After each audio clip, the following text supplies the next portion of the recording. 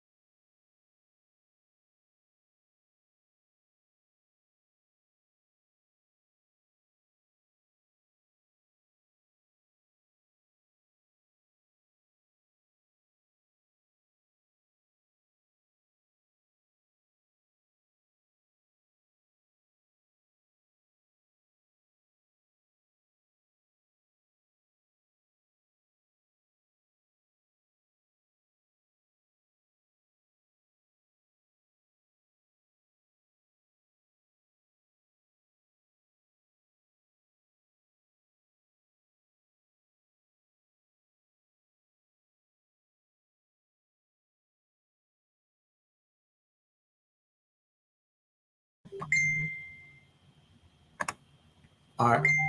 Sorry about that, y'all. I'm here. Okay. So let's do this. Now, there's a lot of, I hope y'all can see my screen and everything, but there's a lot of misconceptions. Getting feedback.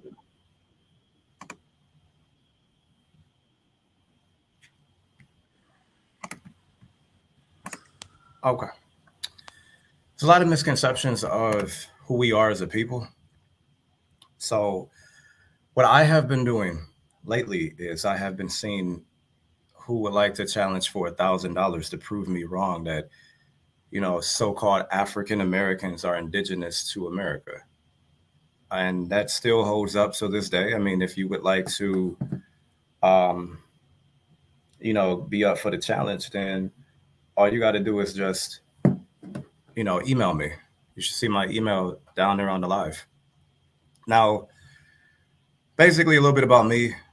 First of all, I want to, thank people that, put me on, like, Phoenix Nutty, um, even Toriano Obashango L, Tyrone Lewis Cannon, Dr. Fatu, um, my brother Natural, Ron Harrell.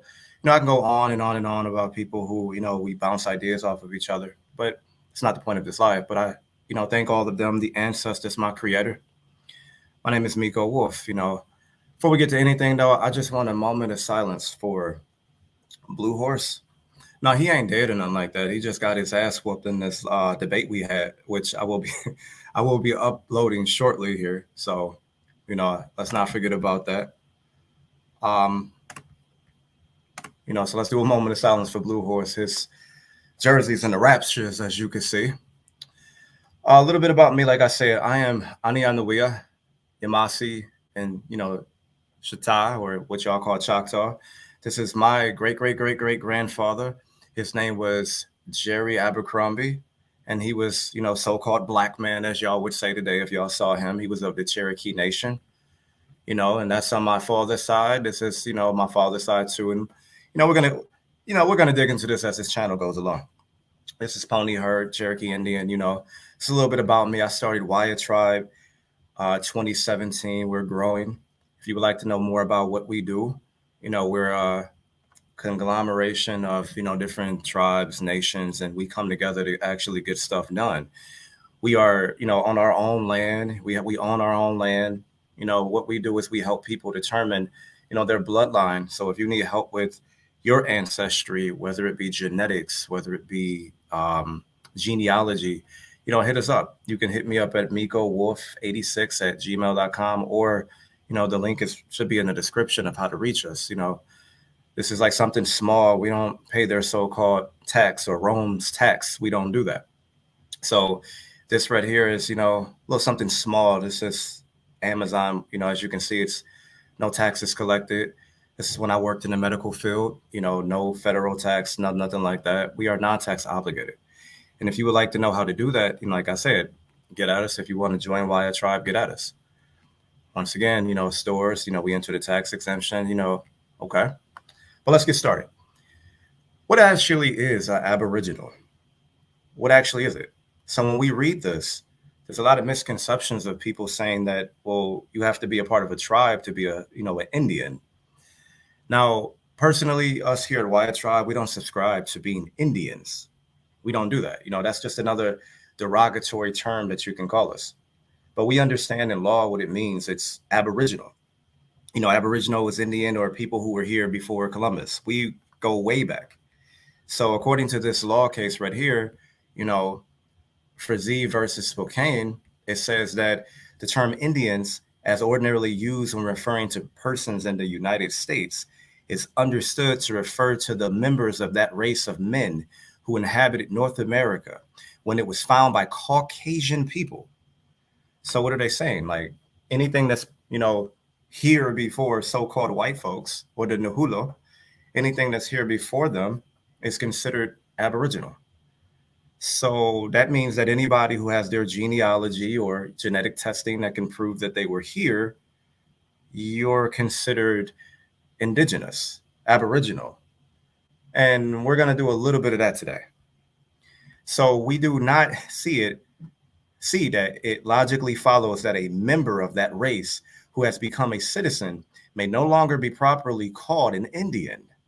With more force, then it would also follow that a member of the African or Negro race, commonly called in this country the colored race, and who is also a citizen, may not be properly and technically described by his racial designation. And that absence of plain and unequivocal words, showing unmistakably that only those who still sustaining tribal relations are referred to, we think, when the term Indians is used in a statute. And without any other limitation, it should be held to include members of the aboriginal race, whether now sustaining tribal relations or otherwise. So if you are so-called Black and you are in America, you have citizenship, you're still going to be considered your African tribe. You're still going to be considered Black. So a lot of people think that you have to be a part of, the Cherokee tribe or, the Choctaw tribe or whatever colloquial name they're going by today to be an Indian. No, that's not what they're saying in here. So if you have ancestry that goes back way before so-called Christopher Columbus came here, and you can trace your lineage back, you have indigenous blood. So let's go. This is Cornell Law School, American Indian law. In U.S. law, the term Indians, once again, refers generally to the indigenous people of the North American continent at the time of European colonization. So yes, we are technically indigenous and we can prove this. I'm not saying every person that can't talk today. Every person that looks like us upon this land is us. That's not what I'm saying. But the majority of so-called African Americans, you are technically home already. And you guys can read this on your own time. And, there's two groups that can be here. The United States government, and lawfully really under Eusanguinus and, Usoli, it's us, the indigenous. So this is why we created Wyatt Tribe. You guys should be creating your own indigenous atmosphere, your own jurisdictions. That's what you should be doing and moving in your capacity, going back to how your ancestors are. Now, I know a lot of people say that we're Israelites. They say that they're Moors. They say whatever. But if you have done your lineage and your genealogy, and you have done your DNA or whichever have you, and you have not done it, and you have not determined who you are, you should probably take several seats. Because we're talking here, this is what it's all about. What I'm showing gives you a blood right claim if you have done the proper steps in your due diligence. Eusanguinus. Eusanguinus is by blood. So parents, citizens of country B, baby born in country A, the baby becomes a citizen of country B. So you have a blood right claim, and it tells you in Bouvier's dictionary that there's no civil law that can trump your blood. That's why they're fighting aboriginals, as they call us, Wabos, which I laugh when they call us that, because, via my trademark, Wabo just means we always been original, which is facts. We always been original. We always been here. So we have a Usoli claim and a Eusanguinus claim, and the highest you can go is Eusanguinus. That's what we need to be focusing on.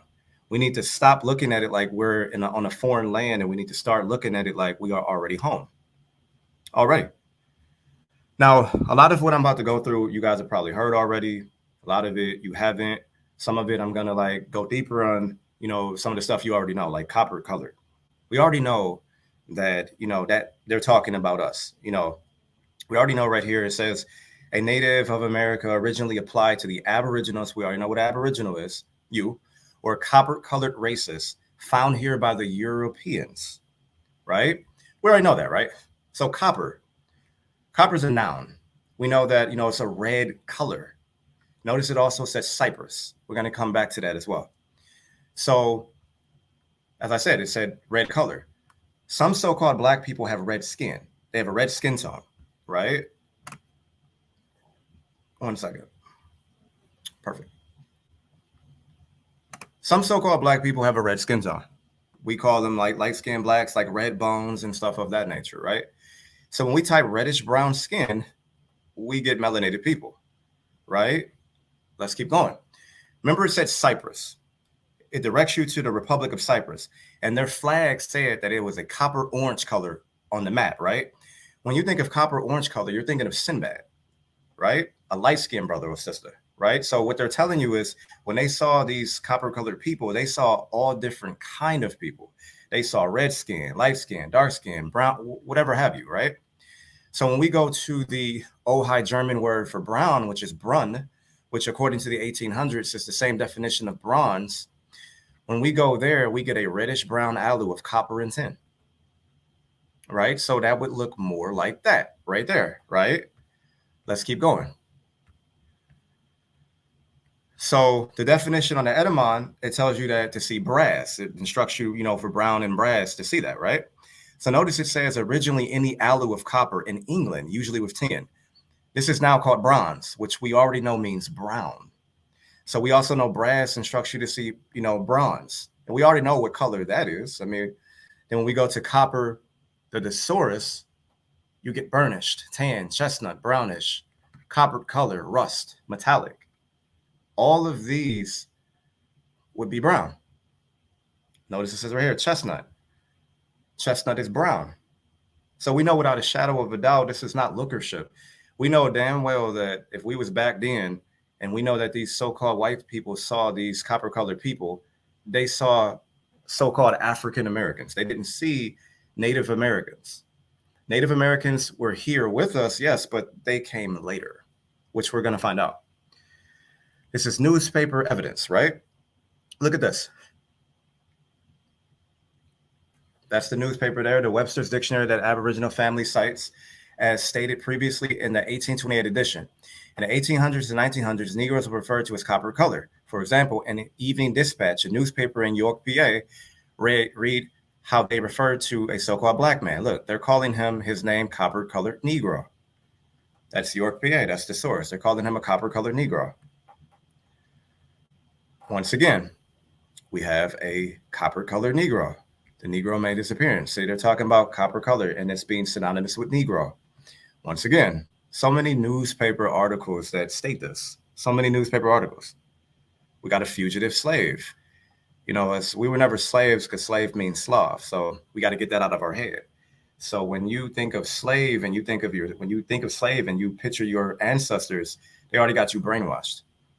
So like I said right here, this is a so-called slave or prisoner of war, and they're calling him copper colored. So we're beginning to paint a picture of the first people that they had to see had to look like you. They had to, right? We're not going to go through all of these, but it's just newspaper articles. If you would like them, I can send them to you. You can read them for yourself. They're calling you copper colored. Okay. Now, this right here, this is a book that you can get in Mexico. You can get it now. I have the original version of it. It's in Spanish. Allow me to translate. These are Mexicans telling you what their ancestors saw, right? So now they got the she head or the Olmec head, right? So now, this is what they're saying. In fact, examining them carefully, meaning these heads right here, they found a lot of them. Matter of fact, the first person to find them actually said that they were Ethiopian or black or whatever have you. So in fact, examining them carefully, it is observed that they are formed ab libitum. And by comparing them, it is clear that the creators copied from certain people. Among them are some with bulging, flat noses and protruding lips. Who has that? Come on now. Which could only be applied to black individuals. Which can only be applied to black individuals. It is also noted in the examination of these little heads that some belong to known types, while others refer to figures and headdresses that are completely strange and different from those recorded in historical times. This proves that previously there were peoples with unknown costumes and races different from those of later times. So now we're going to get into some eyewitness accounts. A lot of you already know this, but it plays up the fact that we're going off two things. A jus sanguinis claim, which is by blood, and a jus soli claim, which is rights to soil, which this ties you back to the land. So we got my man Heinrich, right? So in his voyages to Nueva California in 1806, this is what he said. These Indians are of middling or rather short stature, and their color is such a dark brown that it approaches black. Whenever you saw a Native American described like that, their lips are large, thick, and protruding. Their nose is broad. We already know who has broad noses. You already know what they're describing. Flat and Negro-like. Their features in many respects resemble those of the Negro, and their color also, but their black hair, however, is in the highest degree different, being long and straight. Now you'll hear some Pan-African or some Native American go, he said like a Negro, or hey, he said straight hair. I mean, these brothers right here resemble people from Bone Thugs and Harmony. Y'all do know we used pomade and bear grease to straighten our hair out. That's nothing new. It's nothing new under the sun. If you look down at the Mayans and, our other ancestors, they had blonde hair. They were doing the same thing that some of you sisters and brothers do now with the blonde hair. That's a brother. Come on, man. So we got Giovanni Verrazano. They are dark in color, not unlike the Ethiopians, with thick black hair, not very long, tied back behind the head like a small ponytail. They're calling it a man bun today. The Yuchi Indians created that. Right? So, I mean, we really don't need to go through like a lot of this. A lot of you know this. But this is just an open call to any naysayer. Just bring it. I'm tired of y'all coming on my page and talking, but don't never show up. Like Michael Johnson.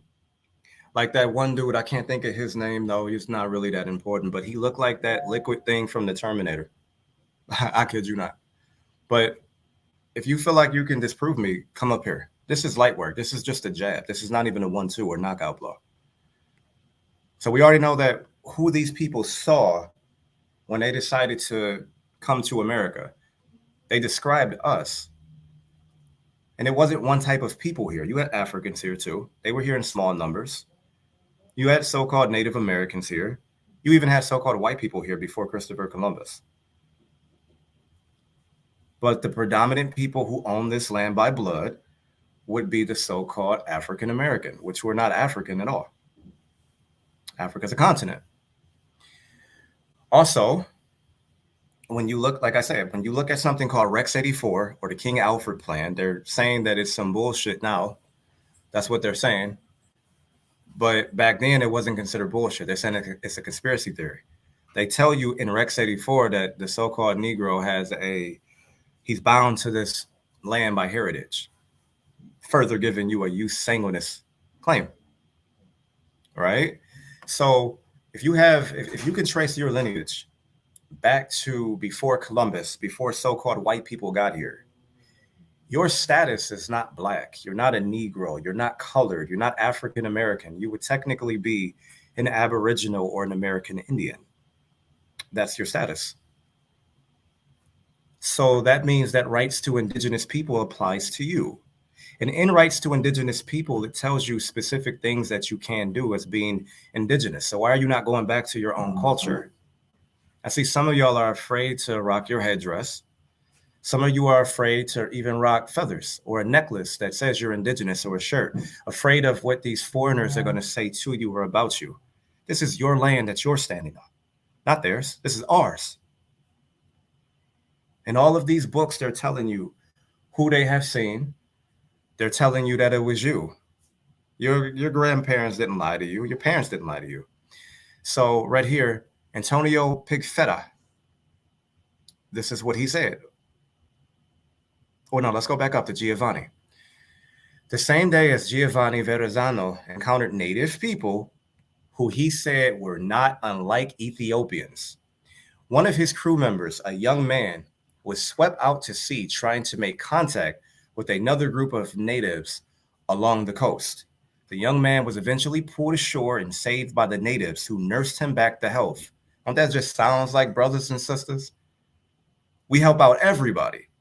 They come in our neighborhood. If they can rap, sing, dance like us, we think they're so cool and we let them in. That just sounds like brothers and sisters. So they nursed him back to health, then released him, back to Verrazano and his crew. Once the young man got back, according to Verrazano, he told the crew as follows: they are dark in color like the other tribes. Their skin is very glossy. They are of medium height. Their faces are more clear cut. Their body and other limbs much more delicate and much less powerful, but they are more quick-witted. Notice they said that, right? Now, this is Antonio Pigafetta. This is what he's saying. The detail was made evident when Pigafetta and company arrived in Brazil and documented the native people they saw in 1519. How many of y'all can go back to even the 1400s? Which is a very significant year because it is not until the 1530s that the first enslaved Africans arrived in Brazil. Remember those Jesuit letters when they said Negroes de terra and Negroes de guine? They were putting a difference between Africans and so-called blacks of this land. They were putting a difference between them. So I'm going to read that again so you catch it. The detail was made evident when Pigafetta and company arrived in Brazil and documented the native people they saw in 1519, which is a very significant year because it is not until the 1530s that the first enslaved Africans arrived in Brazil. So if that's the case, then who are these black people already in Brazil? Therefore, these are not runaway or maroon communities that Pigafetta is talking about. These are natives, and Pigafetta says the following about them. We're going to come back to the Maroons. Don't forget that. He says our people lived. This is what he said about our people. He said that our people lived long, and some of these people lived 100 years or 70 years or more, and they go naked. That's us in our natural state. We went naked. When you eat that garbage that they got y'all eating now, you're not growing your own food. You have to eat according to them. You're eating just like them. This is why some of us are dying early. Your ancestors lived to like 100, like hundreds of years. My grandma, I can show you her death certificate. She lived for like 116 years and still looked young. He said they lived according to nature. That is your best bet. That's your best bet. Live according to nature. Come back to nature, family. It said its people are not Christians and worship nothing, but live according to the custom of nature, more like beast than otherwise. You see the little slight he trying to give our people? Trying to say, well, they live according to nature. They're savages. That's what they called us, but they were the real savages even to this day. So just because we went out naked, barefoot, and we lived according to nature, they're saying that that's more like beast. But were they saying that? Were the guy above saying that when we nursed his people back to health? I think not. He says these boats hold 30 or 50 men. Oh, I thought we was heathens. But we knew how to build boats. And their paddles are made like iron shovels. And those who wield the paddles are black men, all naked and shaved, and they look like enemies from hell. That's what the same dude, John Smith, said about the so-called Powhatan chief. That's what he said, that he was black like, and it was more, he was black like the devil, and there's like more blacker, like they're from hell. I'm paraphrasing. That's the source right there, right? Let's keep going. So now let's stop right there first. We already have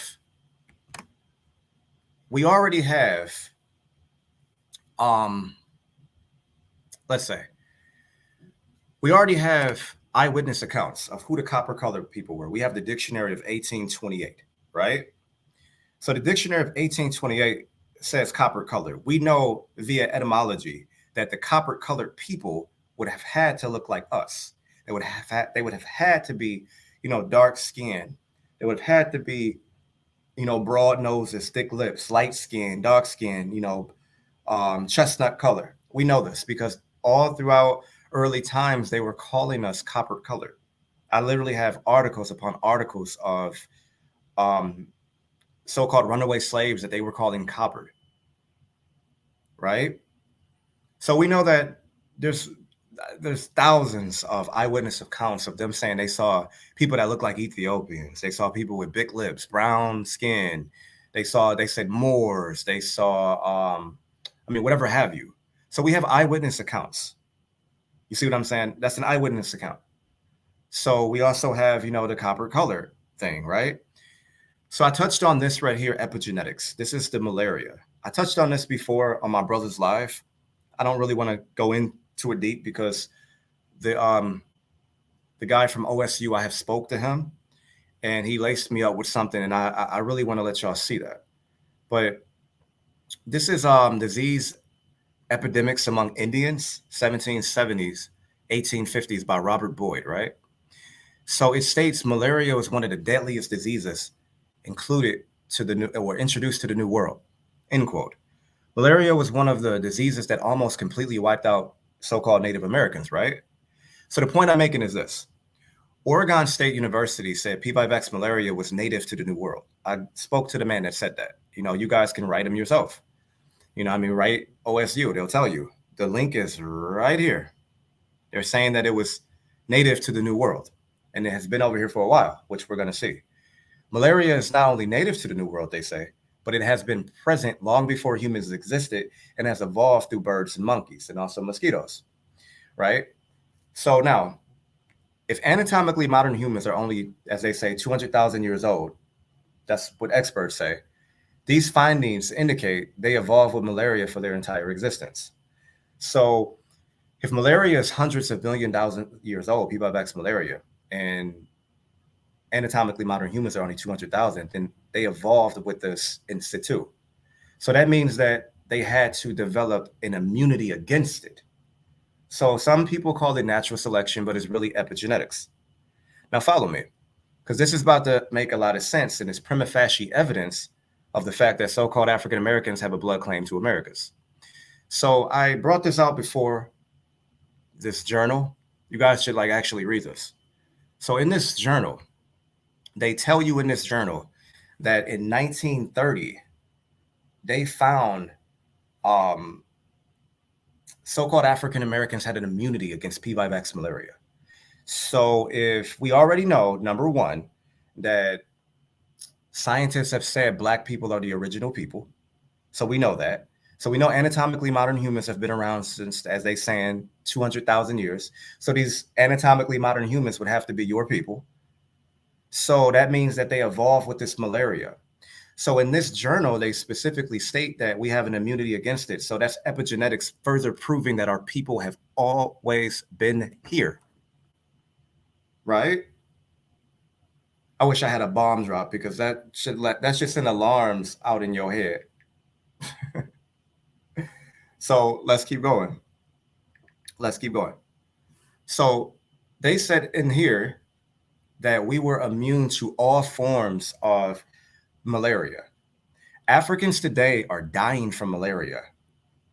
So they tell you that P. vivax malaria, the protection doesn't happen outside of sub-Saharan Africans. But these people here were studying American Negroes. They were not studying Africans, right? So also in the journal that I have, I don't think it's included in here, they're saying that, excuse me, they're saying that not only did we have the immunity to it, but we have the cure, which is the cinchona tree, which is quinine, which is in Peru. And they're showing you a little Black boy, as they would call him, giving the cure to science and the Jesuits. And no mistake, he's a so-called African American. So they're telling you the people they saw were so-called Black people. Why would we have immunity to all forms of malaria? Because we are the original people. And we wasn't just in America, we were everywhere. We were everywhere. So not just America, but like I said, everywhere. Everywhere. So anyways, let's keep going. So we know that, Native Americans, according to this right here, they were dying from P. vivax malaria. In fact, a lot of them were worshiping us as gods because the diseases that the Native Americans were catching and dying from that they were getting from so-called white people, these people pretty much were dying, but we were not dying from it, especially P5X malaria, because we had an immunity against it. See what happens when you go back to nature and eat accordingly? This is what happens when you do that, right? So if Native Americans have been on this land for thousands of years, as they claim, some of them say 13,000, we're going to see that they could not have possibly beat us on this land. We're going to see that, I promise you, before this live is over. So they're saying that they've been here.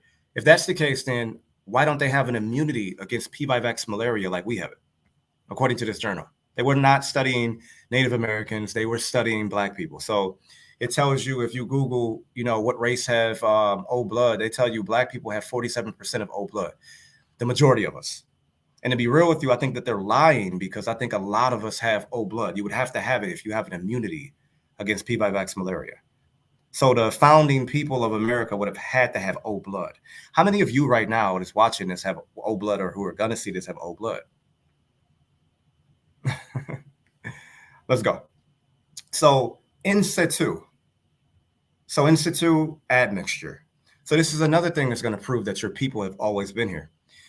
Now, this is nature, right? Genetic evidence for 2 founding populations of the Americas.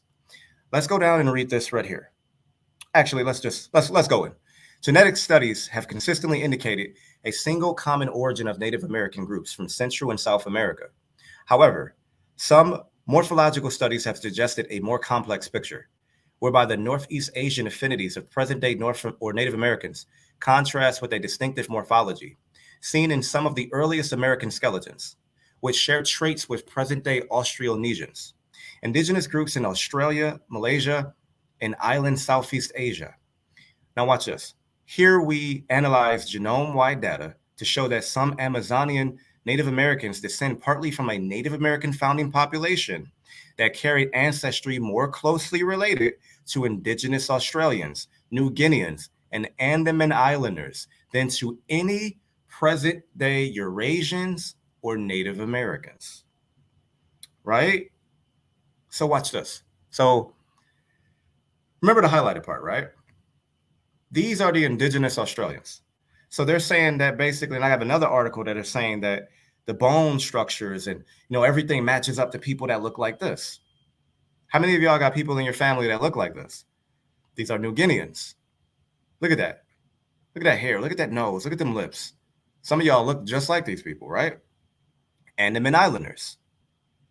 So some of them, some of the pygmies, as they call them, this is a derogatory word, forgive me, ancestors, but some of them were over there. So now this plays into the pygmy skulls in Holliston Mills, Tennessee, which they're all over, this continent. The pygmy skulls in Holliston Mills, Tennessee are some of your ancestors. Like, shout out to my brother Natural. He matches them. I matched them. I'm pretty sure some of you matched them. So that right there alone, which is 40,000 years old, predates any so-called Native American. So now you see these people here. They don't look like so-called Native Americans. These people would be classified as Black, right? So this is my so-called DNA test. So look at this. You have East Asian and Indigenous American. Notice it's together. Now 23andMe has separated it. I wonder why. So all of this are these people up here, these Southeast Asians and, whatever, right? So if my folks came over here on the boat, as they so-called claim, or if my people were so-called slaves, which, slave, it just means Slav, which is not our people, which, that's another story. If a so-called slave was a controlled commodity, how in the world did I get this in my DNA? And I have a database of about like 14,000 people now, and they have the same ancestry informative markers. You want to know why? Because this right here is proof that our ancestors were in something called situ, and these people came over here and mixed with my people and your people as well. See, family, we didn't just war with Native Americans. Some of us mixed with them. Shout out to the chat. I see y'all. I thank y'all for tuning in. I really do appreciate it. I see my brother Natural in here. I see my brother Ron. I see Phoenix Nadi, the goddess. I see my man T. What's up, Terry? How you doing?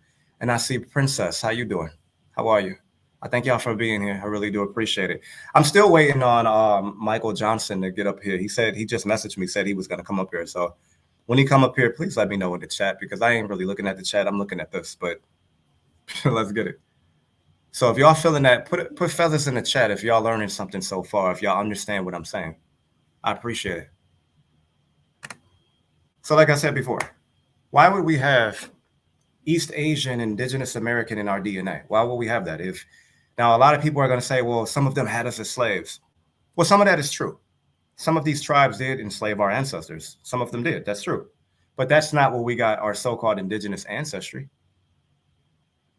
Because to be honest with you, anybody that is saying they're indigenous would have to have our blood and a very significant portion of it. Like we're going to see, like I said before, how in the world could Native Americans be indigenous here or here before us and they don't have protection against PVIVX malaria like this right here said? We were all over this planet. We are the original people, period. Period. Okay, let's continue. So let's go right here. So an example of what I mean when I say that these people right here came over and mixed with your ancestors. An example of that, meaning that we were here before they got here and they came over here. An example would be this.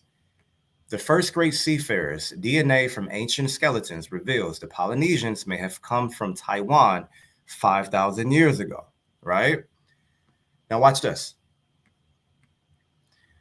The researchers took DNA from the remains of 3 ancient members of the Lepida culture that lived in the Vanuatu. These included a 3,000-year-old skull, which is this right here, which was found buried in an ancient pot after having been separated from the rest of the skeleton. This suggests that the Papuan people must have arrived on the islands at a later date and mixed with the people who were already living there around 500 to 1,100 years ago. Same thing with your ancestors. This is why we have this. Some of you who have taken these DNA tests, some of you who have taken them see that you have this right here. These people came over while your ancestors were already here. Some of them we warred with, great majority of them, and some of them we mixed with. This is why some of you have the slanted eyes, and this is why some of you look like these people. Remember, they literally just said that it was 2 founding people. And in another article, they said that the skulls were like sub-Saharan African skulls, which is you. We're not sub-Saharan Africa, but you know that they're comparing you to Africans because of phenotype. And last I checked, Africans don't have a patent on phenotype. So this is why we discussed on another live that they're saying that you're sub-Saharan Africa with these DNA tests because of something called the CLAO, you know, the RS2814778. That's why. So don't be triggered when they say African. It's just a code word, you know, another code word for so-called Black or people with your phenotype. Okay, so let's continue. So we already know that they came over here and mixed with your people. You know what I'm saying? That's an ancestry informative marker. So now, some Africans actually did come here. So we can't front on that. Some Africans actually did come here. But if you do the math, the only reason that, you know, a lot of our people do, and like in my database of 14,000 people, some people do have African admixtures. They actually do. And it's nothing to hate or, you know, disrespect them over. You know, it's nothing like that. But a lot of the Maroons, a lot of them, that's what they're calling them. This is ancestry. Watch what they say. I see all of these people in my database. So you got to know how to read these tests. You know, they can work in our favor. The majority of Black Americans who can trace their roots back to North Carolina, which I can, I'm sure you can too, in the 1700s, have ancestors from coastal West African countries, dodge that, along the Gulf of Guinea, including the Congo, Cameroon, Nigeria, Benin, Togo, Ghana, and Ivory Coast. Now, before we go further, a lot of our people went over to Africa. And over in Africa, if you go over there, they'll tell you, they're calling the people over there Saro, S-A-R-O. And it's for people who basically came over there. That's what they're calling them, Saro. So if you read a book called ACS, or American Colonization Society, I'll get you the author's name later on, but they're telling you that a lot of our people went over there. So some of these people who you match with these tests might just be your American ancestors. You probably just don't know it. But some of these people are actually Africans. We're not. Does that make us Africans? No, it doesn't, because we're not. It's not nothing wrong with being an African, though. But it says, although many Black Americans during this period were enslaved, some had gained or purchased their freedom before the 1700s, when indentured labor and slavery weren't always lifelong sentences. Others escaped and lived in a free, independent community in the Great Dismal Swamp on the Albemarle, I probably misspelled that, Sound near Edenton, North Carolina. Notice it's at the Great Dismal Swamp. Notice that. Because I don't know if you guys are familiar with the Great Dismal Swamp, but the Great Dismal Swamp is where our ancestors went, and we had our own community in that swamp. And the colonizers couldn't get in there. They were afraid to come in there. When they came in there, we were destroying them. So a lot of Africans were running in this swamp with us, mixing with us, giving in marriage with us, whatever have you. We were protecting them. So the small part of the so-called story they're telling you is about slavery, when that's a small part. They're not getting into the Gullah Wars. They're not getting into the Yamasee Wars, which, what is his name? Andrew Jackson said that was like one of the United States' most costliest wars. Our ancestors are warriors. You guys are natural warriors. This ain't a feel-good mechanism, it's facts. So the Africans that are here with you in a small minority, which some of us might have their ancestry or whatever, are the Fulani, the Mandinka, the Wolof, the Bantu, the Igbo, especially the Igbo, and the Yoruba, the Fan, and Ewe people. So perhaps these are the Africans that ran into the indigenous refuge, which they are. I'm not promoting this dude's book or his movie, but he did a pretty good job on this, American Maroon. He basically, foots the bill when it talks about this. Now, this is the part I really want to get into. I really want to get into this part right here. Now, I challenge any Native American, any Pan-African, or whatever you think you are. This is not me trying to be hard or tough or nothing like that.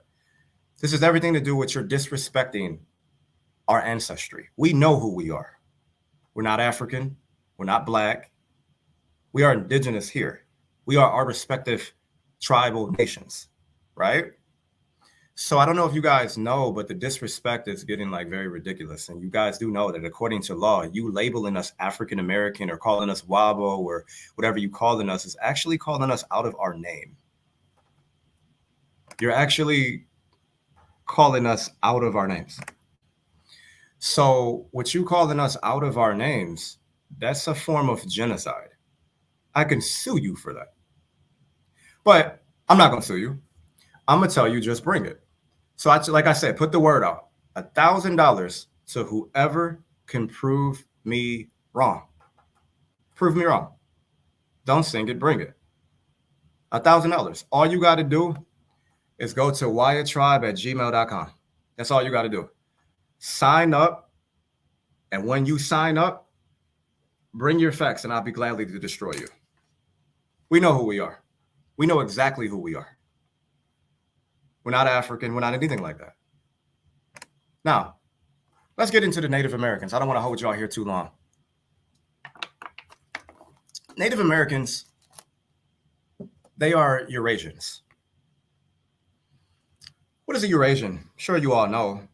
This is a Native American DNA test. I'm not going to show his name. I'm not going to do it. I'm not going to show you who he is. But, pretty much this person has 75% Neanderthal variants than the regular 23andMe customers. That's a lot.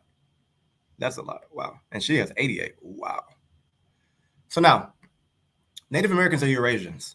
So-called white people are Eurasians. Technically, anybody who is not so-called blackity black would be considered Eurasian. They're mutations, and I'm not trying to disrespect them respectfully. I'm just telling the truth. I mean, your own scientists say this. So notice it says right here that he's 82.6% East Asian Native American. And look, he's white. Why do you guys think that they help each other? That's another story. Look, you got a little bit of black in him. That further proves that they were here mixing with us, right? So Native Americans do not own this land by blood. They don't have a usanguineous claim. And this is why they're fighting y'all online like this, because they know this. They know this. I guarantee you they know this. Let me talk to any of their chiefs. I guarantee you. They are wards of the state. So basically, Congress or the federal government controls them. They would be something called 8 USC 1401 and 1408. That's what they are. But they're just pretty much on a leash. Let's read this. Native Americans are under something called Indian occupancy, right? So Indian occupancy may be extinguished by Congress in its own discretion without compensation. So they can take their land, they can take their reservations and not have to compensate them. Johnson versus McIntosh, right? There's all the case laws here, right? Indian occupancy, not specifically recognized as ownership. So they be fighting with us online, telling us we're this, we're that, but you guys don't even own the land y'all own. Y'all basically renting. Oh, you one of them people. So Indian occupancy, not specifically recognized as ownership by action authorized by Congress, may be extinguished by the government without compensation. It may be extinguished by the federal government at any time. Remember they was having trouble with that pipeline? Remember that? Remember when Donald Trump was about to dissolve one of their tribes? Although an extinguishment cannot be lightly implied in view of the avowed solicitude of the federal government for the welfare of its Indian wards. What is a ward? Let's see. This is what a ward is. Let's look at this right here. 2. A person who by reason of incapacity as minority, or basically saying they're incompetency, is under the control of a guardian. Native Americans have a guardian. Who? I'm corny. But their guardian is the federal government. A person who by reason of incapacity is under the protection of a court, either directly or through a guardian appointed by the court, called also a ward of the court. Native Americans are guarded. Why you think they're getting federal kickbacks? Not all of them. Some of the reservations are very poor. I don't know if you guys have ever been on one, but some of them, they're living large. Some of them are getting like $10,000 on up a month. Watch they get on here and lie about it. I got all the proof. You can't hide from me. I know exactly who y'all is. And this is just like the tip of the iceberg. I'm just waiting on a Native American or African or whoever that try to disrespect us, because y'all family to me. Y'all blood to me. I'm just waiting on them to get on here and try to disprove this. Anyways, let's keep going. So we know that they're wards of the state, which means that they're heavily controlled. Why? Because they have been indoctrinated too.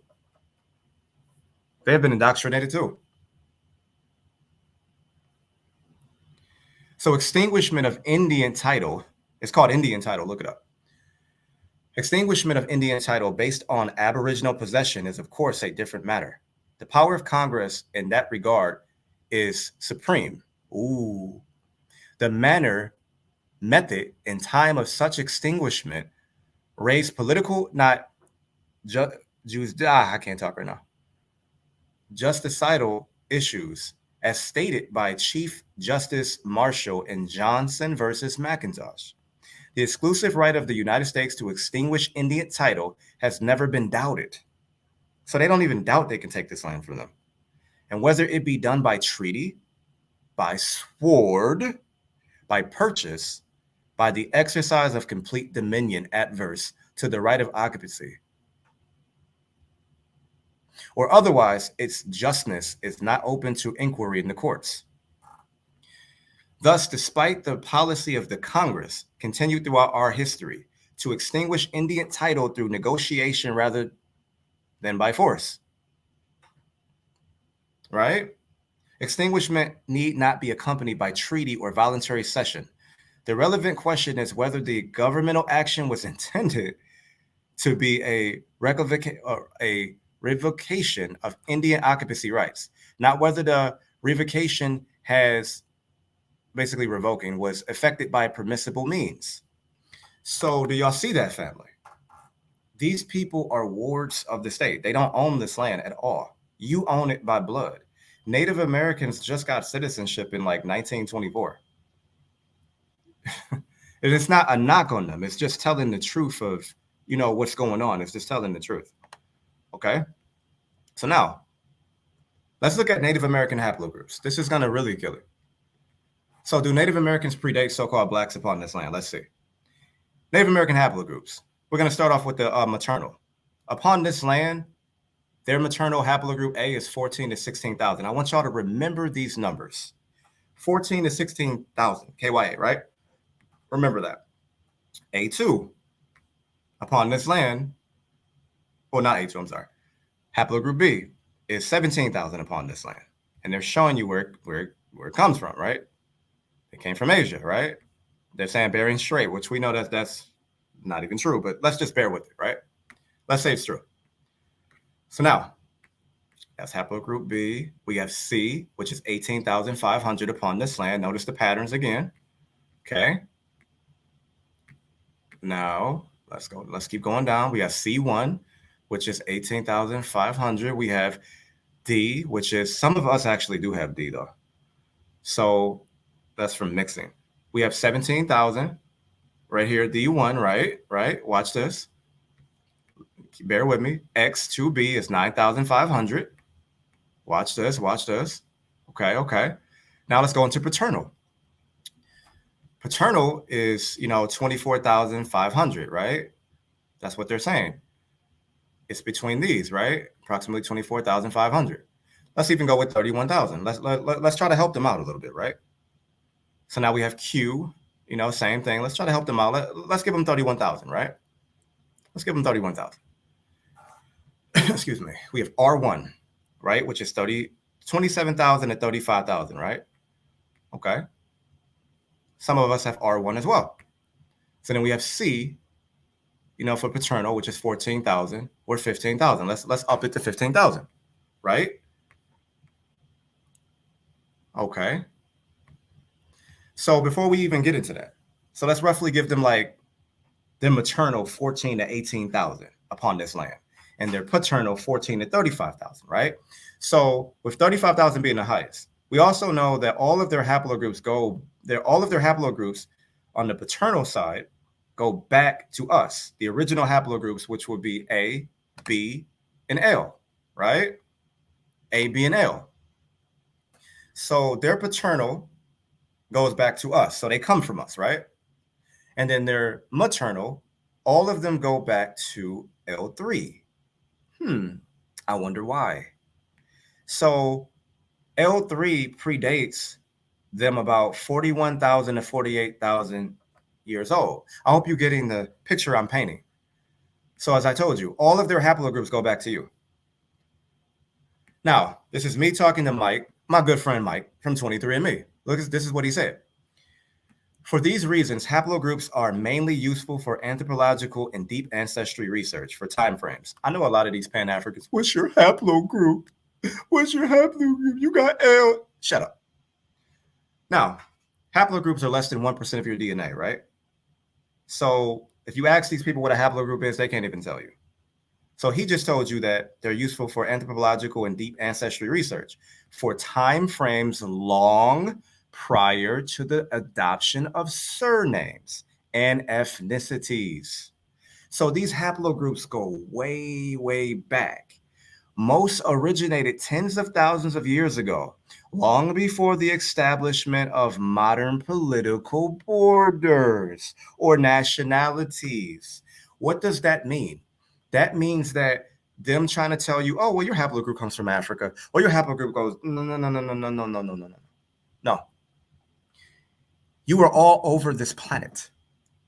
He just spilled the beans.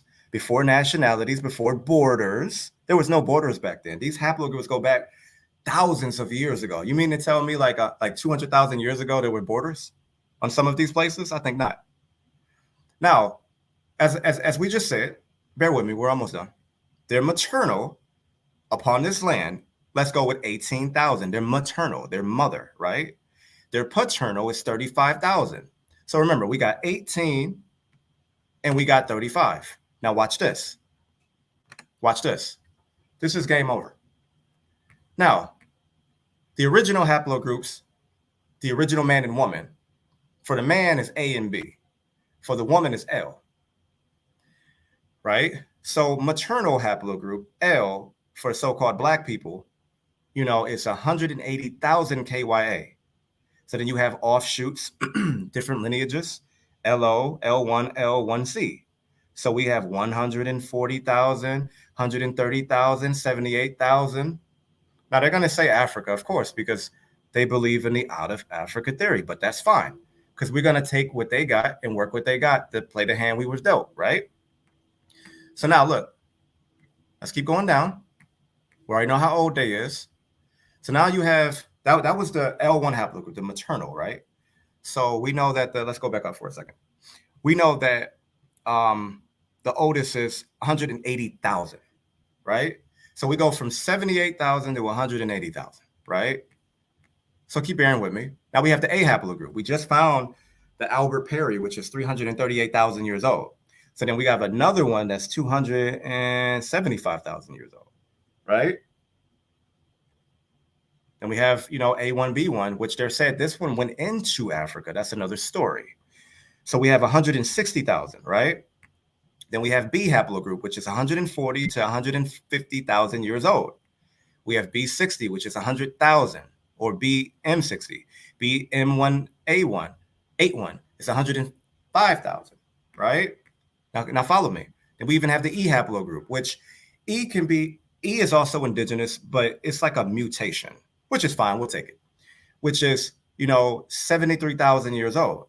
But it was mixed with DE, but it split from DE 65,000 years ago, right? So let's keep going.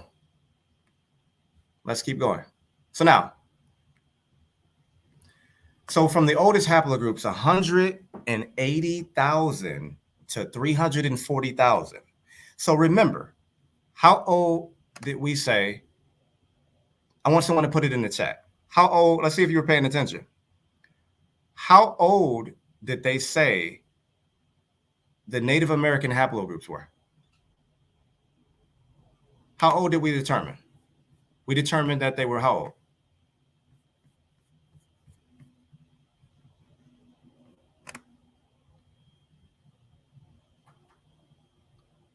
Let me see the feathers if y'all still following me.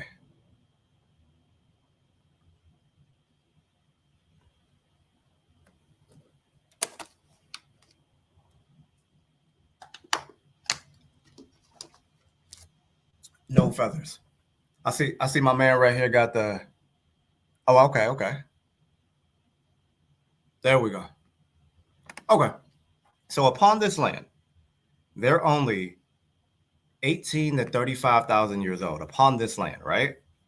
So you got to be scratching your head, because if that's the case, we are 180 to 350,000, probably longer than that. They just haven't found a lot of stuff. It's a lot of stuff that archaeologists and scientists haven't found yet. So it's not the end all be all. So 180 to 340,000, right? So some of these are peer-reviewed articles. Some of them are not. Majority of them are. So keep in mind, 18 to 35, right? 1,000 years, right? So this is the Topper site. This is in Carolina. This is 50 to 56,000 years old. Were they around back then? 18 to 30 something thousand years old? No, they were not around back then. But who was? Put in the chat if you can tell me who was. So now you have the pygmy skulls right here. Now the Anianawea have a and even the Mexicans, they have like a it is I don't want to say a dance. It's like a story about these little people that they saw. They have a name for them and everything. Could they be the pygmies? I hate saying the word pygmy. I really hate saying that. So These pygmy skulls, which some of us match. Now they say the pygmies are old and all this, that, the other, but we predate them. The Albert Perry haplogroup, the nearest African MBO is 11 mutational steps away from it. So that obviously proves that we are not African. It's 300,000. It's 338,000 years old. So this is older than pygmies. So pygmies were pretty much short like that because of a mutation of the pituitary gland. There was a catastrophe, but we're not going to get into that. But we know that there's pygmy skulls over there in Holliston Mills, Tennessee. So this is older than Native Americans' little 13 to 30,000 years old upon this land.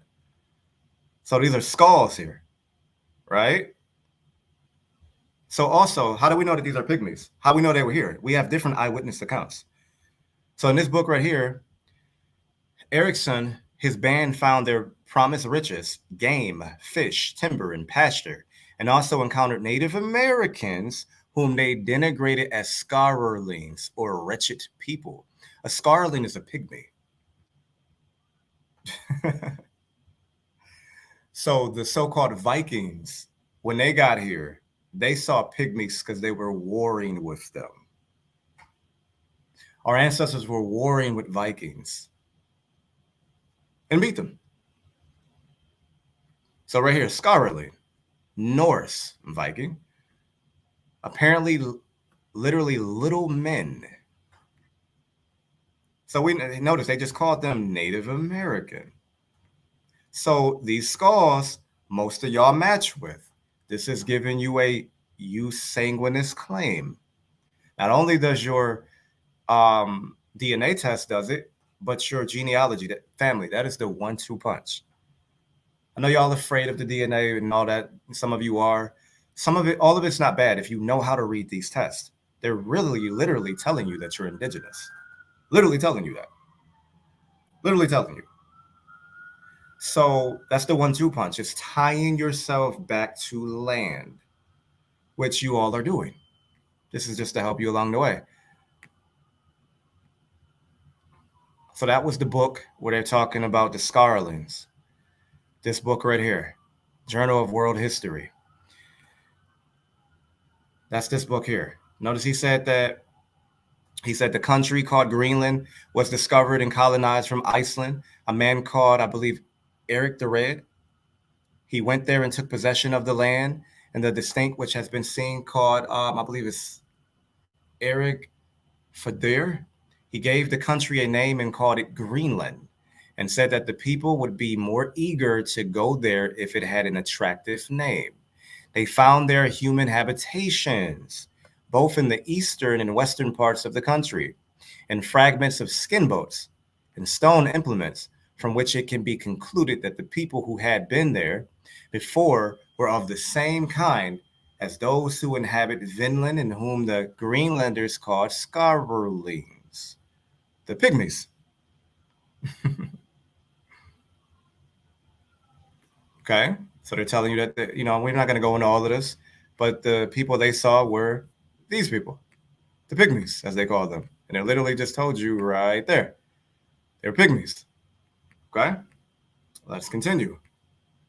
This is the Huitlaco site, which they say is 250,000 years old. If Native Americans were here only 13 to 30-something thousand years old, who the hell was doing this? Who the hell was this? It couldn't have been them. Who was around back then? The only people that was around back then was your ancestors. Were your ancestors. They said among the most controversial of the ancient tools recovered from the Huitlaco were those discovered in situ with the pelvis bone of a camel, which we know that the first strain of a camel was found here. Google it. So we have this right here. We have this, 220,000 to 430,000. Who else was around back then? They sure wasn't. They sure wasn't.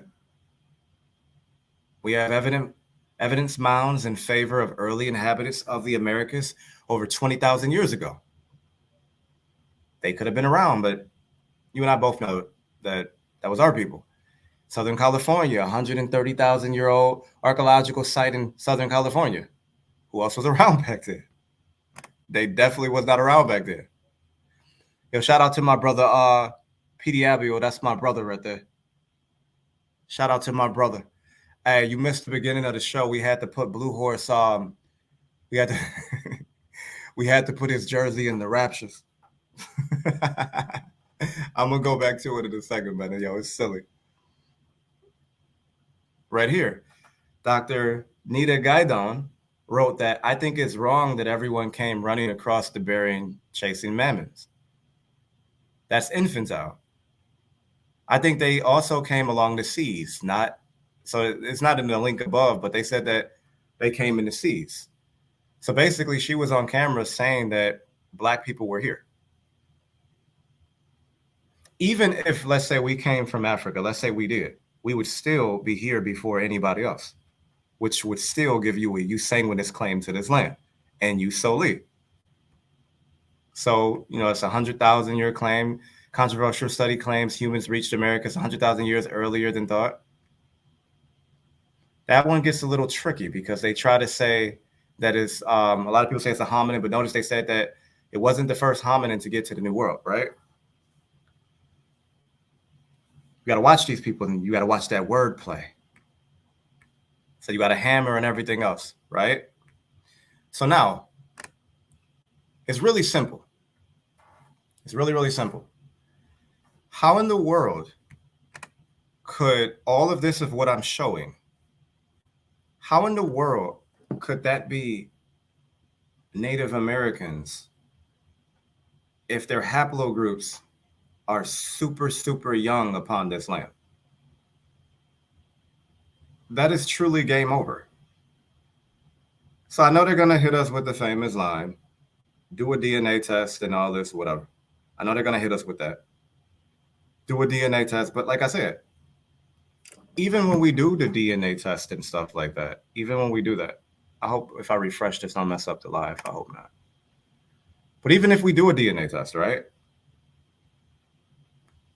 It comes back, we don't match Africans. That's what it comes back as. Hold up. Let me go down, way down. Let me go all the way down. It comes back, we don't match Africans, right? Come on.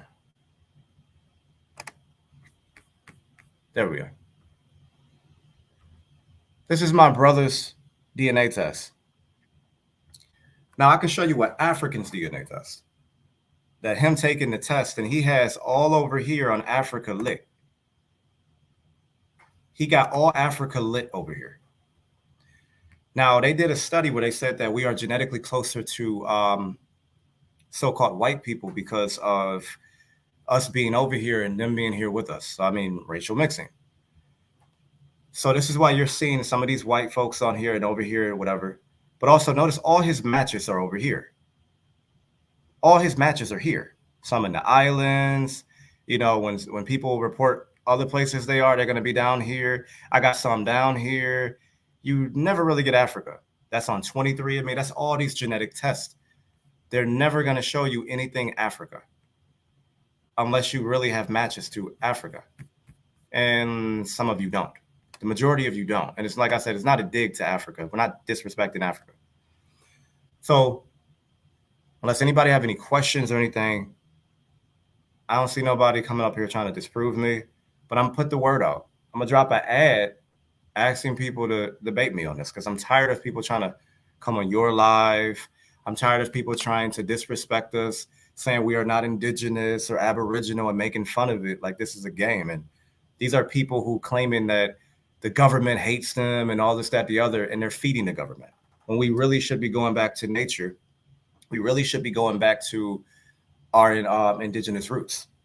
That's what we should be doing. So I thank all of y'all for coming out. Unless somebody have a question or anything like that, I thank all of y'all for coming out, definitely, to hear what I have to say. This is just light work, man. I have a lot of information I want to share with y'all. I'm going to start going live. But like I said, you're indigenous, you're aboriginal. If you need help with your genealogy, we have a team that does genealogy. email me at wiretribe@gmail.com.